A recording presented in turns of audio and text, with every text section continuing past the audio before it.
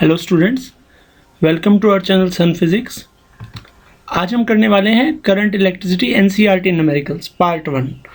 तो इसके कुछ न्यूमेरिकल हमने इस वीडियो में कवर किए हैं। अब इसमें बिल्कुल स्टार्टिंग से हम फर्स्ट न्यूमेरिकल से चलते हैं। The storage battery of A car has an EMF of 12 volt if the internal resistance of the battery is 0.4 ohm. What is the maximum current that can be drawn from the battery? आपको maximum current की value निकालनी है जो इस battery से draw किया जा सकता है। तो सबसे पहले EMF of the battery E से शो करते हैं 12 volt. Internal resistance of the battery r 0.4 ohm। Maximum current that can be drawn, उसका फॉर्मूला होगा I is equal to E by r. E की वैल्यू 12, आर 0.4, तो 30 ampere current होगा जो maximum उस बैटरी से लिया जा सकता है। So the maximum current drawn from the given battery is 30 ampere. Next question पे आते हैं। A battery of EMF 10 volt and internal resistance 3 ohm is connected to a resistor if the current in the circuit is 0.5 ampere. What is the resistance of the resistor? What is the terminal voltage of the battery when the circuit is closed? तो एक battery है जिसका EMF 10 volt है, उसका internal resistance जिसे हम small r से represent करते हैं वो 3 ohm है। अब सर्किट में करंट फ्लो हो रहा है 0.5 एम्पियर। तो जो एक्सटर्नल रेजिस्टेंस है, जो रजिस्टर लगाया गया एक्सटर्नली, उसका रेजिस्टेंस निकालना है और टर्मिनल पोटेंशियल डिफरेंस या टर्मिनल वोल्टेज निकालनी है बैटरी की जब सर्किट क्लोज होता है। एक्चुअल में जो टर्मिनल वोल्टेज है वो जो एक्सटर्नल रेजिस्टेंस है उसकी वोल्टेज होती है, यानी कि ये जो रजिस्टर जिसकी बात कर रहे हैं हम, जिसकी वैल्यू निकालनी है, फिर उसके अक्रॉस वोल्टेज भी निकालनी है। तो EMF of the battery is 10 volt, internal resistance small r 3 ohm, current in the circuit I is equal to 0.5 ampere, resistance of the resistor is capital R। अब ओम्स लॉ हम जानते हैं I is equal to E by R plus R, क्योंकि यहाँ पे E जो है वो वोल्टेज का काम कर रहा है और टोटल रेजिस्टेंस हमारे पास external capital R plus internal small r है। तो यहाँ से R plus small r is equal to E by I, ये वैल्यू हमारे पास है। तो सॉल्व करके आ जाता है R plus r equal to 20 ohm। अब यहाँ से हम कैपिटल R की वैल्यू निकाल लेते हैं, दैट इज 20 माइनस 3 17 ohm। अब वोल्टेज होगा I into capital R। Terminal voltage of the resistor इसे कैपिटल V से शो करते हैं, ओम्स लॉ से V equal to I R, that is I की वैल्यू 0.5 और R हमने निकाला है 17, तो 8.5 वोल्ट आ गया। Therefore, the resistance of the resistor is 17 ohm and the terminal voltage is 8.5 volt. Next, 3 resistor 1, 2, 3 ohm are combined in series. What is the total resistance of this combination? बहुत simple सा है, series में अब resistance को सीधा add कर देते हैं। और अगला क्वेश्चन इसका पार्ट है, if the combination is connected to a battery of EMF 12 volt and negligible internal resistance, obtain the potential drop across each resistor. अगर हम इसको 12 वोल्ट से जोड़ देते हैं तो इस कॉम्बिनेशन में हर रेजिस्टेंस के अक्रॉस कितना पोटेंशियल ड्रॉप होगा, कितना वोल्टेज जाएगा, वो हमें निकालना है। तो कैसे सॉल्व करते हैं इसको? 3 रजिस्टर, जैसे मैंने बताया था सीरीज में बहुत इजी होता है, तो हम सीधा जोड़ देंगे रेजिस्टेंस के लिए। टोटल रेजिस्टेंस क्या आ जाएगा कॉम्बिनेशन का? R1 plus R2 plus R3, that is 1 plus 2 plus 3 6 ohm। ये पहले पार्ट का आंसर आ गया। अब हम सेकंड पार्ट पे आते हैं। सीरीज में करंट सेम रहता है, मान लिया टोटल करंट जो है वो I है, तो total current is equal to total voltage by total resistance. EMF 12 volt है, तो रेजिस्टेंस 6 ओम था, तो 12/6 करंट आ गया 2 एम्पियर। अब पोटेंशियल ड्रॉप 1 ओम वाले का V1 मान लेते हैं, तो V1 हो जाएगा IR1, I 2 है, R1 पहला रेजिस्टेंस 1 ओम है, तो ये आ गई 2 वोल्ट। इसको इक्वेशन नंबर फर्स्ट मान। इसी तरह से सेकंड वाले के across potential drop suppose V2 है, दैट इज IR2, I तो सेम है, R2 2 ओम है, तो 2 × 2 4 वोल्ट। ऐसे ही थर्ड वाले जो 3 ओम का रेजिस्टेंस है उसकी वोल्टेज V3 मान लेते हैं, तो V3 is equal to IR3, और R3 3 ओम है, तो 2 × 3 6 वोल्ट। तो potential drop across 1, 2, 3 are 2, 4 and 6 volt respectively. अगले प्रश्न की ओर चलते हैं।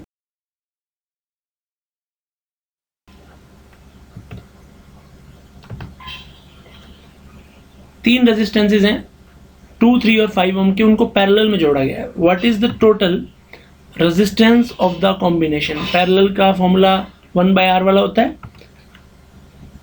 If the combination is connected to a battery of EMF 20 volt and negligible internal resistance, determine the current flowing through each resistor and the total current drawn from the battery.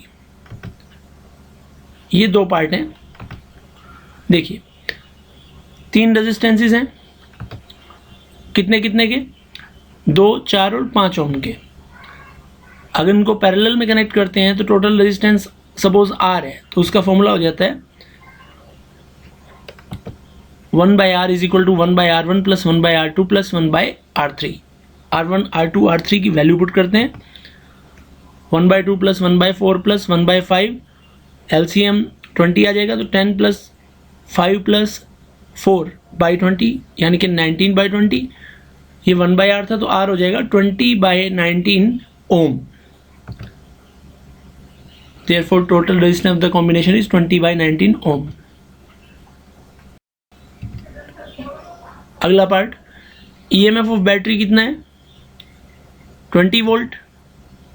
मान लिया हर branch से, क्योंकि ये parallel में है तो current अलग अलग होंगे, तो मान लिया R1 वाले से करंट I1 जा रहा है, R2 वाले से I2 और R3 वाले से I3।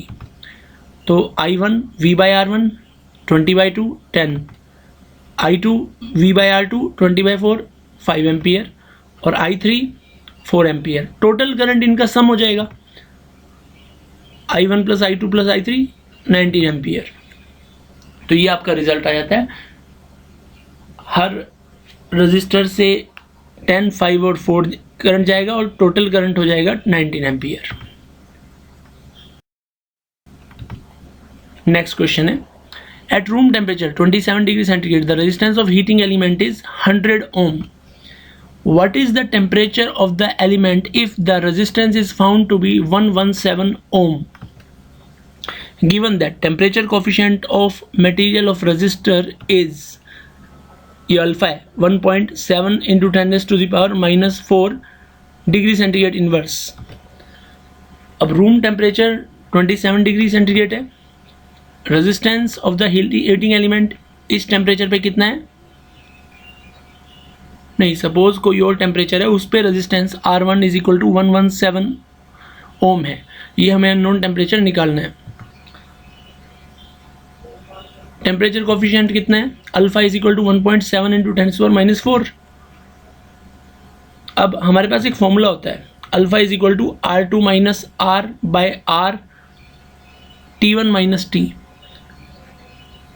तो T1 मान लिया पहले वाला टेम्परेचर है, टेम्परेचर बढ़ा के T1 कर दिया, तो रेजिस्टेंस जो पहले R था वो बढ़ के R1 हो जाता है, तो ये इसमें रिलेशन हो जाता है। अब T1 माइनस T क्या आ जाएगा यहाँ से? R1 minus R/R alpha. Values put करिए, आपके पास सारी वैल्यूज़ हैं, यहाँ से T1 आ जाएगा। सॉल्व करके 1027 डिग्री सेंटीग्रेड, तो 117 ओम रेजिस्टेंस जब हो जाएगा उसका, तो टेम्परेचर कितना हो जाएगा? 1027 degree centigrade. A negligibly small current is passed through a wire of length 15 meter and Uniform cross section is 6 into 10⁻⁻7 meter square and its resistance is measured to be 5 ohm.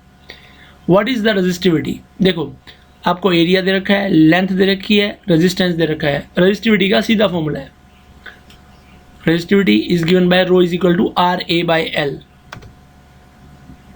L 15 है, area A 6 into 10⁻⁻7 और resistance 5 ओम. Values put कीजिए तो रो is equal to, solve करके क्या आ जाएगा, 2 into 10⁻⁻7 ohm metre. ये आपकी resistivity आ जाएगी 2 into 10⁻⁻7 ohm metre. Next question है, silver wire has a resistance of 2.1 ohm at 27.5 degree centigrade and a resistance of 2.7 ohm at 100 degree centigrade. Determine the temperature coefficient of resistivity of silver. T1 हम मान लेते हैं कितना, 27.5 degree. इस temperature पर resistance R1 मान लेते हैं, वो गिवन है 2.1 ओम. अब दूसरा टेम्परेचर कितना है, ये 1000 डिग्री है.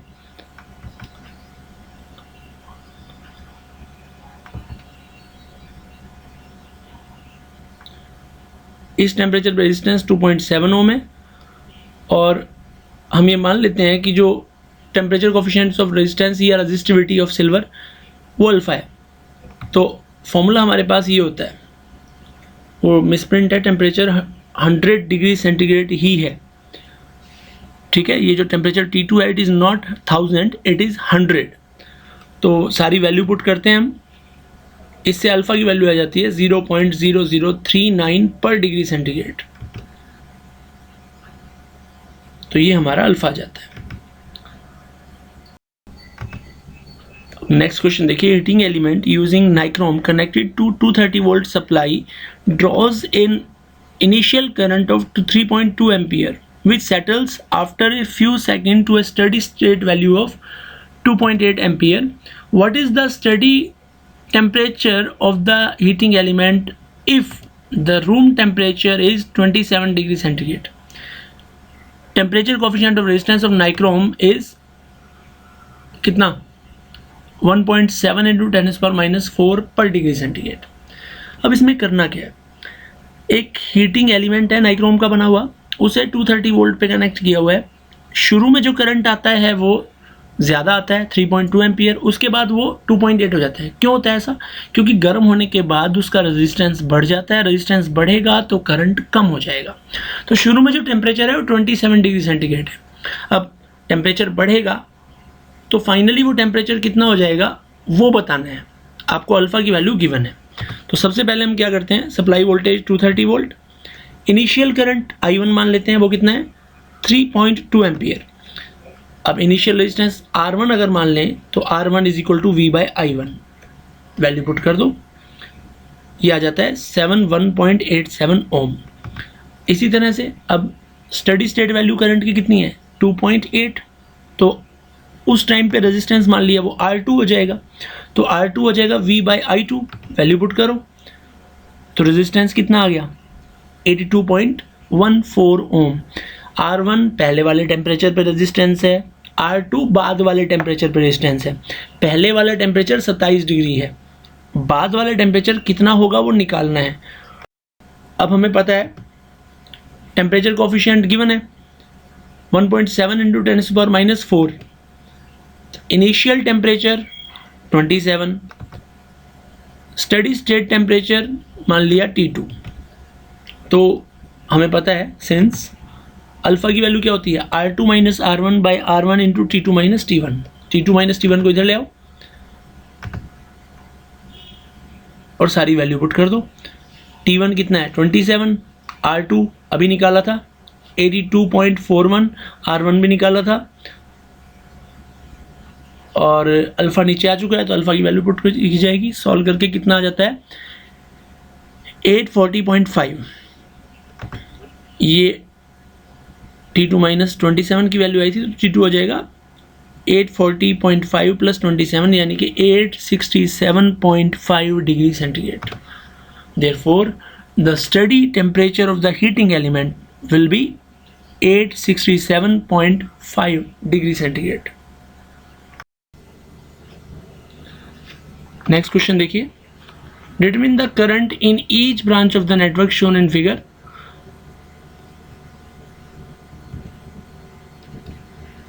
ये हमारा फिगर है. अब देखिए, जो current flowing through various branches of the circuit is represented in given figure. इस फिगर में अलग अलग ब्रांचेस में जो करंट है हम उसे एक बार पहले डिनोट कर देते हैं.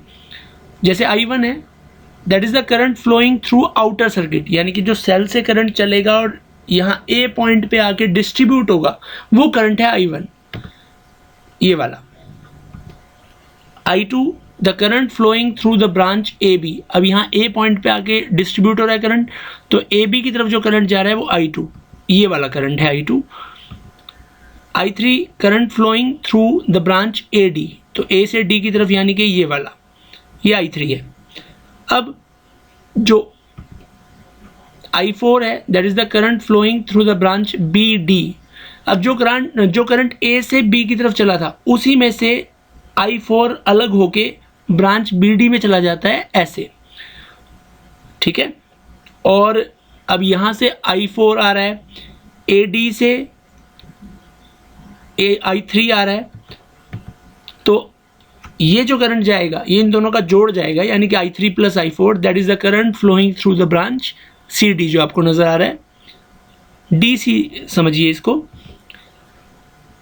और अब देखिए, जो A से B करंट गया था वो I2 था, उसमें से I4 BD में चला गया, तो आगे जो B से C के लिए बचा that is I2 minus I4. ये आप नोट करिए, और आपके पास एक नोटबुक होगी तो अब बेटर रहेगा आपके लिए, क्योंकि इन करंट्स की और इस सर्किट की हमें ज़रूरत पड़ने वाली है, तो वो आप नोट डाउन करते रहिए. ये करंट हमारा I2 माइनस I4 है, ठीक है. अब हमें ये जो डिफरेंट ब्रांचेज हैं इनके करंट हमने नोट किए हैं, इनकी वैल्यूज़ निकालनी है. ये हमारा सर्किट है. सबसे पहले applying Kirchhoff loop rule to the closed circuit ABDA. देखिए, A से B, B से D, D से A. तो जो करंट होंगे इसके कॉरस्पॉन्डिंग, जैसे 10 ओम से करंट गया तो इसकी जो वोल्टेज होगी that will be IR, current into resistance. Sign जो होगा वोल्टेज का वो इस बात पे डिपेंड करेगा कि करंट के चलने की डायरेक्शन हमारे चलने की डायरेक्शन के अलोंग है या अपोजिट है. अलोंग है तो वोल्टेज पॉजिटिव ली जाएगी, अपोजिट है तो नेगेटिव. कैसे? देखिए, IR जैसे मैंने कहा, हम A से B की तरफ जा रहे हैं, करंट की डायरेक्शन भी यही है, इसलिए 10I2 ये वोल्टेज पॉजिटिव हो जाएगी. फिर B से D आ रहे हैं हम, करंट की डायरेक्शन भी देखिए B से D ही है, तो वोल्टेज हो जाएगी positive I into R. I यहाँ पे I4 है, रेजिस्टेंस 5 ओम है, तो 5I4. अब जब मैं जा रहा हूँ D से A तो करंट अपोजिट आ रहा है, इसलिए वो वोल्टेज -5I3 रखी गई है. और इज इक्वल टू 0 क्यों रखा गया है? क्योंकि इस पूरे लूप के अंदर कहीं पे भी कोई सेल या कोई और वोल्टेज सोर्स नहीं है जिससे EMF लिया जा सके, तो is equal to no EMF, that's why 0. इसको सिंप्लीफाई करते हैं 5 से डिवाइड करके, तो 2I2 plus I4 minus I3 equal to 0, या I3 is equal to 2I2 plus I4. इसको हम इक्वेशन नंबर 1 कह देते हैं. अब हम नेक्स्ट लूप की तरफ चलते हैं, उसमें किरचॉफ सेकंड लॉ लगाएंगे. अगला क्लोज सर्किट है BCDB. जैसे हमने इसमें यूज़ किया है साइन कन्वेंशन को कि कब वोल्टेज पॉजिटिव लेनी है कब नेगेटिव, यहाँ भी वही फॉलो किया जाएगा. तो सबसे पहले हम B से C की तरफ आ रहे हैं, करंट भी इधर ही आ रहा है तो पॉजिटिव लिया, 5 करंट है इसमें, I2 माइनस I4. और फिर C से D में हम C से D आ रहे हैं, करंट अपोजिट जा रहा है, that's why negative, -10 I3 plus I4. और फिर हम D से B जा रहे हैं, करंट अपोजिट आ रहा है, that's why negative, -5 I4 equal to 0. अंदर मल्टीप्लाई कर लेते हैं.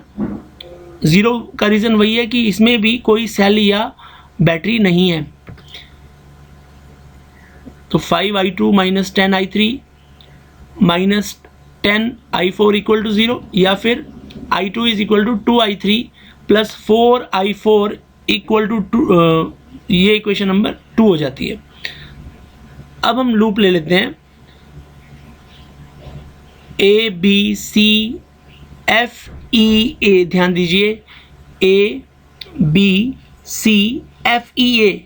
अब इस लूप के अंदर एक सेल इन्वॉल्व है, तो या तो इज इक्वल टू साइन के राइट साइड में 10 ले लो, अगर उसे भी आप इसी साइड लेना चाहते हो तो वो नेगेटिव लिया जाएगा। तो -10 ये उसी सेल की वोल्टेज के लिए है, बाकी सारा रूल पहले की तरह चलेगा, और इज इक्वल टू 0। अगर आप 0 नहीं रखना चाहते तो -10 को इधर लेके जाएंगे तो प्लस हो जाएगा, या फिर जैसे मैंने अभी बताया था 10 is equal to 15i2 plus 10i1 minus 5i4।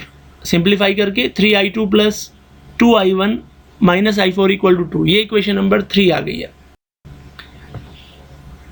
अब इन इक्वेशंस से हमारे पास ये रिलेशन आ जाता है कि i3 is equal to 2 into 2i3 plus 4i4 plus i4। तो i3 is equal to 4i3 plus 8i4 plus i4, या फिर minus 3i3 is equal to 9i4,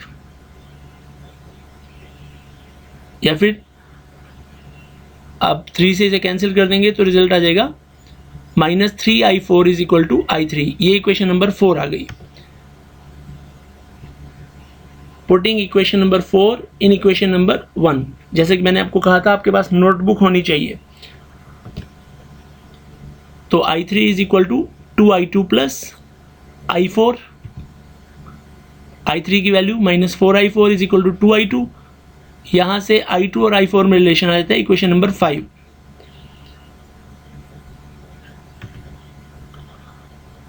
अच्छा, ये तो हमने शुरू में बताया ही था कि जो i1 करंट है वही चल के i2 और i3 में डिवाइड हो रहा है, तो I can write it as i1 is equal to i2 plus i3। इसको इक्वेशन नंबर 6 ले लेते हैं। अब ये जो इक्वेशन नंबर 6 है इसको 1 में रखें तो ये रिजल्ट आ जाता है 3i2 plus 2i2 plus i3 minus i4 equal to 2, या ये फर्दर हमारे पास 7th इक्वेशन आ जाती है।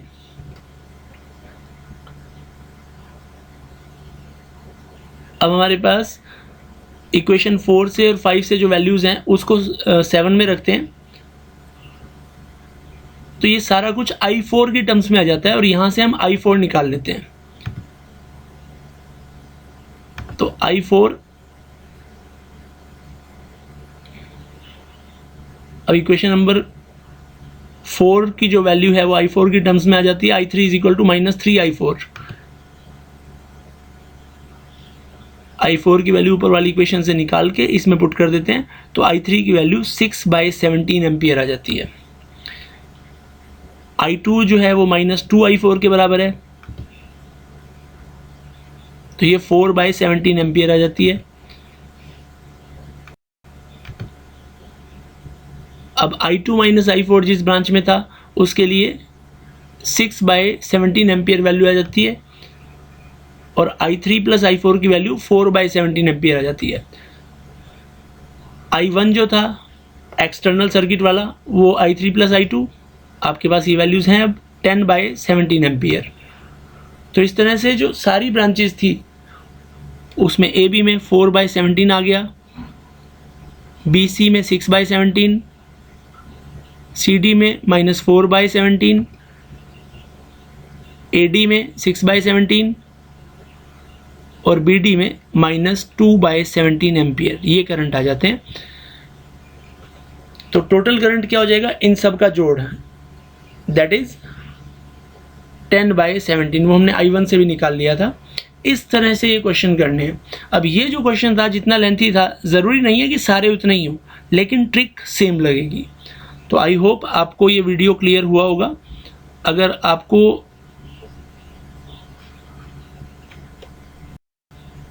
कोई डाउट हो तो आप डिस्क्रिप्शन बॉक्स में डाल सकते हैं, और अगर आपको ये वीडियो अच्छा लगा तो please like, subscribe and share it to your friends.